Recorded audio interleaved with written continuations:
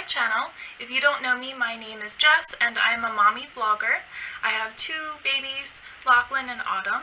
Lachlan is 1 year old and Autumn is almost 3.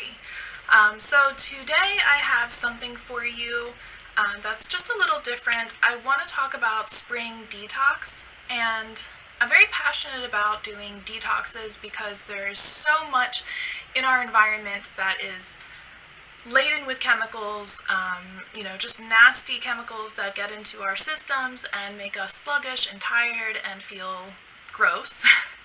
And some people say, well, why detox? People didn't used to detox. Well, every year there's more and more chemicals being dumped into water, into food, into our surroundings, even in mattresses, chairs, furniture, things that you get that have plastic or have chemicals that might contain some kind of a plastic or formaldehyde. There's all kinds of horrible things that we dump into our environments every day. So I wanted to make a video about how to detox, how to cleanse our system for the spring. Spring is a good time to do it because our body's kind of going through transitions and changes as the light changes outside and the temperatures. So it's one of the best times to do it. So I have several categories that I want to talk about detox, not just our bodies, but also our mind, spirit, and our environment. So I'm going to start with the body, and this is the one that most people kind of focus on, so I kept this one a little bit short, just in case you are very familiar with how to detox your actual body. Okay, so what I've been doing lately is making green shakes for breakfast. I really like the green shakes because they have a lot of good things in them, but they don't taste horrible. So for a while I was juicing, and some of the juice concoctions that I came up with were very, very healthy, but they also tasted very, very strong. So what I've been doing, kind of the best of both worlds, is putting giant handfuls of spinach in my Ninja, followed by banana, almond milk, protein powder, and some blueberries or sweet fruit to put on top of that. And that's all I've really put in. Sometimes I'll put in some probiotics. It's a really great way to kind of start off your day with the probiotics and the protein. So I usually will put a little bit of that in, like take the capsules apart, put those in, and blend it all together. And it turns out green, but it tastes fantastic. Another thing that is great for spring detox is salad. So a lot of people know this one. Eating more greens, raw greens especially, and vegetables is so good for your body. It has anti-cancer ingredients, and you get more vitamins that way. When you cook vegetables, you lose a lot of the vitamins that are in them, or if you use canned or processed fruits or vegetables, there's not much nutrition in those. But the raw fruits and vegetables, especially organic, without all the pesticides and the nastiness, are so good for you. Natural soap. So I have been using natural soap for a while. My skin is very sensitive to soaps that have chemicals in them. I have a little bit of kind of a dermatitis that I get if I don't use the proper kind of gentle soap. So I've been using natural soaps, and I use all different varieties. Sometimes I make my own when I have time, using just coconut oil or some other kind of base that is all natural, olive oil base, things like that. But I buy natural soaps from the store. Even Target is starting to sell natural soap now, but I use soaps from Wegmans, from Mom's Organics. Any place that sells natural items usually will sell soap as well, in all kinds of scents and colors and varieties. But natural soaps are good because if you think about it, soap is something that we put on and wash off and we don't think about, but there are chemicals that affect our skin in those soaps, and our skin is the biggest organ on our body. So if you're dumping chemicals into that, you might think you're washing it off, but there's residue that stays behind. And that's proven by people like me that have those kind of skin issues. And, even though you wash that soap off, I'll flare up, and my arms will get, bumps on them and things like that. So the natural soap is so, so good for a lot of people. Detox water. So detox water is simply a mason jar and whatever kind of fruits you want to put in it. So I put in grapefruit, lemon, blueberries, and orange. I like the vitamin C fruits because that's what I need personally. I don't eat a lot of oranges and things like that. They're a little bit acidic for me, so this is the best way for me to kind of get those vitamins without the acidity and, you know, the pulp. So the way that you make this is you simply open up the jar, you cut your fruit, put it in first. I usually fill up at least half the jar with the fruit, and then pour water over top. And you can use bottled water or tap water, doesn't matter. And then you seal it and put it in the fridge for at least 40 minutes, and then after that you have delicious water that is also very healthy. So what this does is, by putting the skins on and the whole, you know, pieces of the fruit in here, the water kind of absorbs the minerals that are within the fruit. So those kind of minerals and vitamins are now in the water, and the flavor as well, so that when you drink the water it's really refreshing, and since it's in the fridge it's nice and cold, but it's also super good for you. And going in the same vein with detoxing your body and what you're using, try to use natural products. So give it a try. I mean, a lot of people kind of think of like natural deodorant and natural, you know, products, and they say, oh, you know, I could never use something like that. And that's true for some. I use natural deodorant only to detox because I'm one of those people that, you know, I need deodorant. And so I do use commercial deodorant, unfortunately. I don't like using it, and if I could get away with using natural deodorant, I definitely would. But over the summer, a lot of my friends and family know that I like to detox over the summer because I don't work currently over the summer. So I stay home with the kids, and I will use natural deodorant many days out of the week during the summer to cut on cost, but also to, you know, purge my body of all those chemicals, because there are hard things in regular deodorant. If you've ever researched that, there's all kinds of bad things in there. Aluminum, metals, you know, things that clog up your pores so that you don't sweat. And you can imagine how healthy that is for your insides. I mean, for your skin not to breathe, for it, you know, to hold in that, you know, sweat. That's very bad toxicity, you know, for your body. So, you know, deodorant is a horrible product, but it works to keep away, you know, the unwanted moisture and smell that's associated with underarms. So unfortunately, I have not found a natural deodorant that works 100% for me, but there are some that come close, and I might make a video about that if you guys are interested in hearing about what I use over the summer. But other than natural deodorant, there's the soaps, there's, you know, there's even natural toothpaste, there's natural lotions and things like that, using essential oils instead of perfume. There's a lot of things that we can do to kind of clean up our kitchen sink, so to speak, and all the things that are, you know, in our showers and then that we then put on our bodies. I've focused a lot more on that since, you know, when I was pregnant with the kids, I started really thinking about what am I putting on myself that can affect my, you know, but at that time, unborn baby. But now that the kids are growing up, I'm also thinking, what can I do for them when they hit the age where they need these products?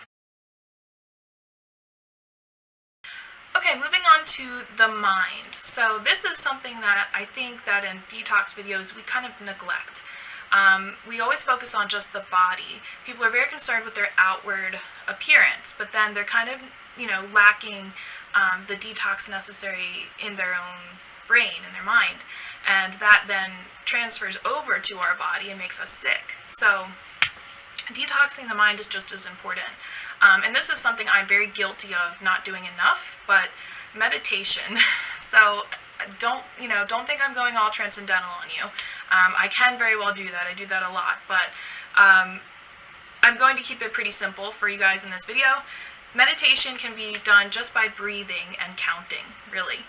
If you just take slow, deep breaths and count to 10, you know, just take a breath in, and then let it out. That's considered meditation.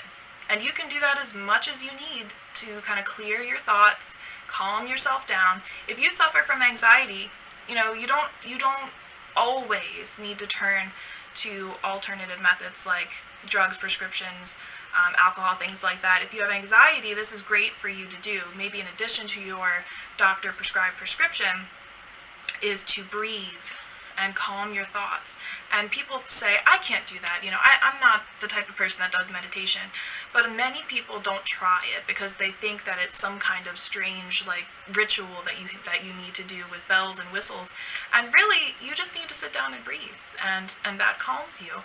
And if you do it enough, maybe once a day, then you start to really change your whole kind of demeanor changes. You become a little bit more of a settled person. And this isn't for everybody, but most people that don't like it, it's because they have a hard time sitting still, or they just don't like the idea of it. But if you find yourself really freaking out on the inside and you just need a minute, just try to breathe. You can visualize something if you want, or you can just keep your mind completely blank, or you can count and just visualize numbers in your head as you count. But all of that really helps to kind of calm and center and cleanse your mind of all the clutter. I love essential oils. They smell fantastic, and most of the time they're healthier than other scented items that you can find. You do have to be careful when using them because there are certain restrictions if you're pregnant, or if you have certain diseases, or if you have children or babies or pets. You need to definitely check the restrictions on different oils and what is good for what. And also you have to be careful with diluting and not diluting the essential oils. But I love using them, to calm me down. Lavender is one of the safer choices, and you can use that in bath salts. You can just take some Epsom salt, drop it in the Epsom salt, or directly in the bath. You can you can take a handful of coconut oil and put a few drops in that and use it as lotion to calm you down. It has a beautiful flowery herbal scent. Some people don't like the scent of lavender, but most people I find that I talk to really enjoy it. And it does really, physiologically it affects our mood, and it makes us feel better. Most of the time, it's good for you. It depends what you're reading. Lately, and I don't know if you guys have felt this way, but I've been feeling so negative when online, or sometimes just even out and hearing people talk. There's a lot of negativity kind of just thrown at us all the time. So reading something a little bit lighter, something that makes us happy, will kind of change your mindset. Because if you're putting your brain in a mental place, I guess we're reading words and then hallucinating as we read. That's what they say. But if we are doing that, we're transporting our mind somewhere else. So we're kind of removing it temporarily from our current situations around us, and we're now somewhere else. We're transported somewhere else, and that is good for us. It strengthens your mind, but it also kind of, it purifies it a little bit, because now you're reading something that makes you happy and changes your mood, which then makes you feel better about your real life situation after you're done reading. Fiction is great for that, because then you don't have to worry about politics or depressing thoughts, unless you are getting a book on that. But fiction, fantasy is great for that. Science fiction sometimes not. But even if you're a nonfiction buff, reading history that's a little bit less violent, poetry is just something different than what you normally would read or look at. I think that we are becoming too consumed a little bit with technology and social media, and we forget that we can read and just try to stay away from that for just a little bit. Not necessarily a full-on cyber detox, if you will, but just maybe for 20 minutes. Lately, I have been doing a little bit of gardening. I've also just been incorporating more plants into my home.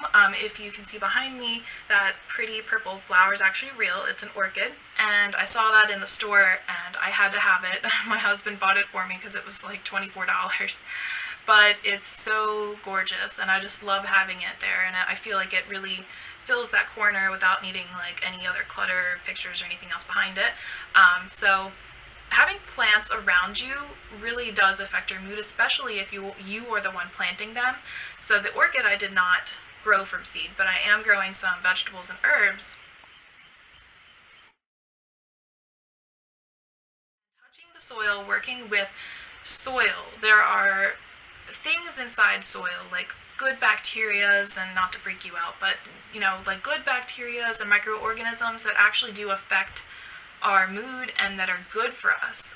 So I guess this goes back to in the days when we were hunter-gatherers and we were out and touching the dirt and working with it with our hands. And there's something about it, maybe evolutionary wise, this was something that just had to happen to continue us as a species, but it makes us feel good. Having them in our home fills our home and our environment with good ions, oxygen, and it just makes a space feel more inviting and happy. Another thing that we can do for our mind is letting go of negative thought patterns. Some people will do something over and over and over, not realizing that they're doing it, and it makes them miserable. So if you are choosing not to do something, like if you're coming home and you see dishes in the sink, you look at the dishes, you feel bad about it and say, oh man, that's horrible, I wish I could, wash those. But then you sit down instead and watch TV, that's kind of a negative thought pattern. So if instead, one day, instead of following the same routine, if you try to wash the dishes and then sit down, then that's kind of changing your thought pattern. And you're letting go of something negative by doing something about it. And a lot of us like to just sit there and complain about things and not actually do anything about it. But if we try even just one little thing a day that we try to change, then we do start feeling better about things. And we might not like it as we're doing it, but then after we're done, we feel better about it, knowing that we have completed that task and it's done and it's over. So that's kind of all I'm going to say about that. I mean, it's different for every person. So some people, that might be where their negative thought patterns are. Other people, it might be dealing with others around them, themselves, their children, whatever the case may be. But it's going to be different for every person. Just try to kind of change. If you're thinking negatively about something, see if you can change it. Can I do something about it? Can I make it a better experience? And if you can't, maybe just try to think about the way that you're thinking about it. Maybe it's not such a horrible thing and you just feel like it is. So there's a whole topic on this. I mean, you can get books out from library, bookstore about it and read about how to do that. But that's all I'm going to go into. And lastly, our environment. So we can't really detox and purify ourselves if our environment doesn't have anything positive about it. So we might not all be in the place we like to be. I was like that for many years, but now in our own home I can spread out and do kind of what I want to do with it. But some of the things that I want to do and have been doing is using wind chimes. So I had wind chimes in my old house and I loved it. I like to hear them outside when the windows are open. I can hear them. There's a place that I know that I want to put wind chimes in front of our door. So I'm going to get some very soon, hopefully today. But I want to go and get some wind chimes and put them right there on the front of the door.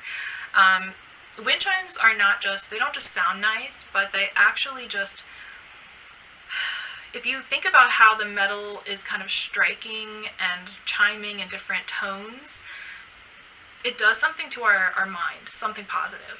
So by having wind chimes, you actually make yourself feel happy. And I'm not sure exactly how it works. It's something about the way that the sound resonates. If you believe in, chakras and things like that, it kind of activates those, or meridians or channels in our body that that somehow respond to sound. I actually did an experiment when I was young for a science fair with plants, and I played one type of music for one plant and another for another plant. And of course, the classical music plant thrived and the other plant did not, which I don't even remember what kind of music it was at this point. It was some loud, obnoxious music. But our bodies respond to music and sound as well. So wind chimes are one of those positive kind of sounds that just kind of make you feel peaceful.